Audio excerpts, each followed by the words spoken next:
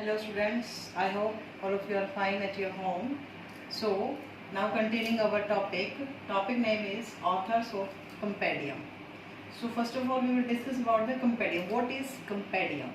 Compendium means a collection of concise but detailed information about any particular subject, especially in a book. किसी भी particular subject के लिए एक जो concise form में और बट उसकी जो डिटेल इंफॉर्मेशन दी जाती है वो आती है कंपेडियम के अंडर में। तो इसके अंदर हम लघुत्रयी की संहिताओं का वर्णन करेंगे। लघुत्रयी में क्या क्या आती हैं? माधव निदान, शार्ंगधर संहिता और भाव प्रकाश। तो first of all we will discuss about Madhavkar. तो माधव निदान है, जो माधव निदान का ऑथर कौन है? माधवकर, आचार्य माधवकर। So today we will discuss about माधवकर. Okay? So माधवकर हैं, सबसे पहले हम उनका देखते हैं कि मतलब उनका काल, उनका नेटिव प्लेस और जो work that they have done. तो माधवकर बिलोंग टू वंग देश, ये वंग देश से बिलोंग करते थे। और जो इनका नाम है कर, जो एंडिंग में जो ये माधवकर आता है, इसका मतलब होता है कि they belonged to Bengal region. So कार एंडिंग suggest that they belonged to Bengal region. और इनके बाद में काफ़ी जो आचार्य हुए हैं, ऑथर्स हुए हैं, जिन्होंने माधव निदान के ऊपर काम किया है, उन सब ने माधव निदान का रेफरेंस लिया है। सो वे सब हैं वो जो बंगाल रीजन से बिलोंग करते थे, they refer the text book of Madhav निदान। सो this justify that and suggest that, so we can fix that they belong to Bengal region. Next thing is that their काल, जो माधवकर का जो काल माना गया है वो 7वीं शताब्दी माना गया है। ठीक है, ये क्यों? क्योंकि इन्होंने माधव निदान जो लिखी हुई है, माधव निदान, ये इसके अंदर चरक संहिता, सुश्रुत संहिता और वाग्भट, अष्टांग हृदय और जो अष्टांग हृदय है जो वाग्भट के द्वारा रचित है, उन सब का रेफरेंस लिया है माधव निदान के अंदर। तो Madhav Nidan is a compilation work, so it's a compilation work from earlier textbooks like Charaka, Sushruta and Ashtanga Hridaya and Ashtanga Sangraha. Even this is a concise form but it's very important. Okay, it's very important because इन्होंने जो निदान स्थान है इसके ऊपर सबसे ज़्यादा काम किया है, निदान के ऊपर। तो जितनी भी संहिताओं के अंदर जितनी भी डिजीज़ का एक्सप्लेनेशन दिया गया है, उन सभी को एक कंसाइज फॉर्म में और इन ए सिस्टमेटिक मैनर में उन्होंने मानव निदान के अंदर उनको सिस्टमेटिकली अरेंज किया है, सभी डिजीज़ को। तो उसमें इन्होंने क्या किया है कि जितने भी सेक्शंस होते हैं, जो मेजर जो उनकी जो राइट बुक लिखी है उन्होंने, वो है रोग विनिश्चय, रोग विनिश्चय, जो कि लेटर पीरियड में माधव निदान के नाम से फेमस हुई थी। सो नेक्स्ट थिंग, माधव ने जो चरक, सुश्रुत और वाग्भट का वर्णन किया है, इसलिए we can easily fix the date that they belong later period after the Vagbhata. तो ये इन सब के बाद में हुए, तो इनका काल चरक, सुश्रुत और वाग्भट के बाद का है।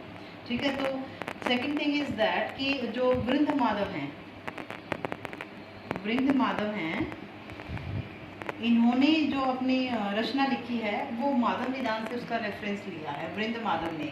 तो उसमें क्या क्या कि वृंद माधव हैं वो 8वीं से 9वीं शताब्दी के बीच के हुए हैं।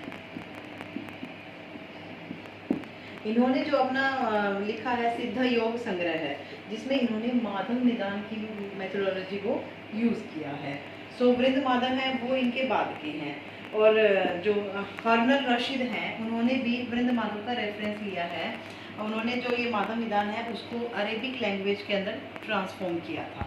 सो we can easily fix the date that they belong to 7th century, because ये जो चरक, सुश्रुत और वाग्भट के बाद के हैं, और वृंद माधव और कर्नल रशीद से पहले के टाइम पीरियड के हैं। अब इसमें नेक्स्ट जो आती है चीज़ वो आती है कि जो माधवकर है ना, कि ये वृंद वंग देश से थे, ठीक है, और जो वाग्भट हैं वो थे सिंध देश से। माधव निदान का शास्त्रीय अवदान, माधव निदान के नाम से ही पता चलता है कि निदान स्थान का इसमें मेनली और मुख्यतः वर्णन किया गया है। जितनी भी डिजीज़ एक्सप्लेन की गई हैं चरक, सुश्रुत और वृंत्रयी के अंदर, उन सब को इन्होंने कंसाइज फॉर्म में उन डिजीज़ को सिस्टमेटिक वे में अरेंज किया। जो पैथोलॉजिकल एस्पेक्ट्स है डिजीज़ का वो अलग अलग ब्रांचेस के अंदर अपना एक्सप्लेन किया है, लाइक काय चिकित्सा, शल्य चिकित्सा, शालाक्य और कुमार भृत्य, भूत विद्या, इन सब के ऊपर इन्होंने अपना अलग अलग काम किया है। दूसरा इन्होंने जो ये जो डिजीज़ का एक्सप्लेनेशन किया है, उनके जो पूर्व रूप, उपशय, संप्राप्ति, उनकी चिकित्सा, उन सबको एक अरिष्ट लक्षण, उन सबको एक सिस्टमेटिक वे में अरेंज किया है। सभी उनका जितने भी डिजीज़ हैं उन सबको एक्सप्लेन किया है उनके। तो क्या होता है, सबसे पहले चिकित्सा में सबसे जो मुख्यतः होता है डायग्नोस होता है। तो डायग्नोसिस के उस बेसिस पे ये सबसे इम्पोर्टेंट बुक मानी गई है, क्योंकि जो डिजीज़ का डायग्नोस होता है उसके साइन एंड सिम्टम्स के ऊपर, पूर्व रूप, उपशय, संप्राप्ति, उसके अरिष्ट लक्षणों के ऊपर, उसके बाद चिकित्सा की जाती है। तो अगर ये चीज़ें क्लियर नहीं होती तो ट्रीटमेंट नहीं हो सकता है। इसलिए माधव निदान को सबसे मुख्यतः ग्रंथ माना गया है डायग्नोस के बेसिस के ऊपर। सो दूसरा इनका होता है कि वात व्याधि। अब इनका जो शास्त्रीय अध्ययन है वो सबसे पहला है वात व्याधि।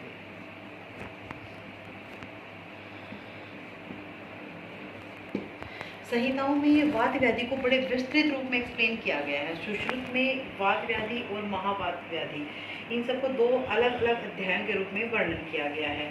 किंतु जो मानव जी है ना, आवरण को छोड़ करके वात व्याधि को अलग से एक्सप्लेन किया है, और उसके अतिरिक्त इन्होंने उरुस्तम और वात्रक, इन दो को स्वतंत्र अध्यायों के रूप में कन्वर्ट किया है। जो उरुस्तम आती है और वात्रक का अलग से इन्होंने अध्याय एक्सप्लेन किया है।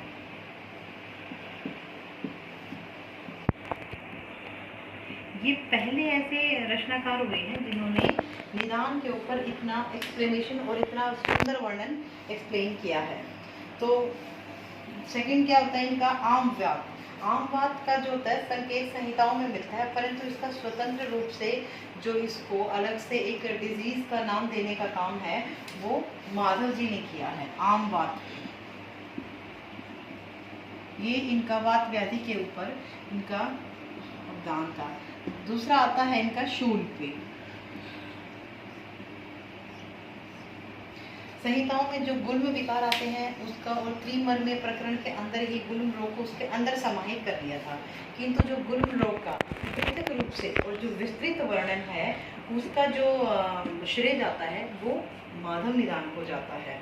थर्ड आता है इसमें अम्लपित्त।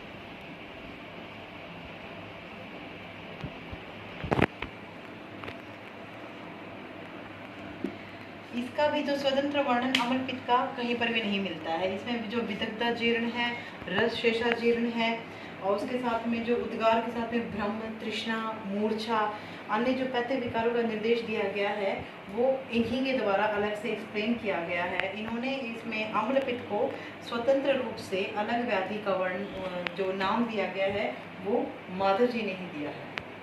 इसके बाद मेदो रोग आता है। मेदो रोग में क्या होता है, जो चरक और सुश्रुत के अंदर है ना, चरक संहिता में तो जो अष्टोनिंदित अध्याय के अंदर मेदो रोग का समाहित कर लिया गया था, और जो इसकी चिकित्सा है वो लंघन और व्रण प्रकरण के अंदर आ गई। परंतु माधव जी ने मेदो रोग का एक स्वतंत्र अध्याय बनाया। उससे आगे आता है शलीपद। शलीपद को भी जो श्वतु चिकित्सा के अंदर इनका वर्णन किया गया है चरक में, और सुश्रुत ने इसको वृद्धि और उपदंश रोगों के अंदर समाहित किया है। परंतु जो माधव जी हैं, माधव जी ने शलीपद को भी एक स्वतंत्र अध्याय के रूप में इसका निर्माण किया है। स्त्री रोगों में आता है, नेक्स्ट है फिर स्त्री रोगों। स्त्री रोगों में कई स्त्री रोग हैं, जैसे योनिकंद वगैरह, उन सबका स्वतंत्र रूप से जो वर्णन है वो माधव जी ने ही किया है। सो आयुर्वेद है वो किस पे बेस्ड है, त्रिस्कंद पे बेस्ड है। त्रिस्कंद क्या होते हैं, त्रिस्कंद हेतु, लिंग और औषध। सो ये जो चिकित्सा है वो इन्हीं तीन के ऊपर डिपेंड करती है कि हमें कारण पता हो, फिर हमें उसके लक्षण पता हो, और फिर हमें उसकी औषध पता हो। तो सारा जो आयुर्वेद है इसी के ऊपर बेस्ड है। सो इसके लिए सबसे पहले हमें उसके लक्षण, उसके कारणों का पता करने के लिए हमें माधव निदान का रेफरेंस लेना पड़ता है। सो चिकित्सा की दृष्टि से माधव निदान बहुत इम्पॉर्टेंट है, और आचार्य माधवकर ने इसके ऊपर बहुत अच्छा इसको एक्सप्लेन किया है इन ए इजी फॉर्म और इन a systematic way. Madhav ji ने also wrote the book on Madhav चिकित्सा। इन्होंने माधव चिकित्सा के ऊपर भी अपनी बुक लिखी है जिसमें कि ट्रीटमेंट दिया गया है डिजीज़ का, डिस्कस्ड किया गया है इन बुक रत्नमाला। और द्रव्य गुण के ऊपर इन्होंने अपनी रत्नमाला लिखी है। आचार्य जो माधव जी के आगे जो इन्होंने 79 डिजीज को माधव निदान के अंदर एक्सप्लेन किया है।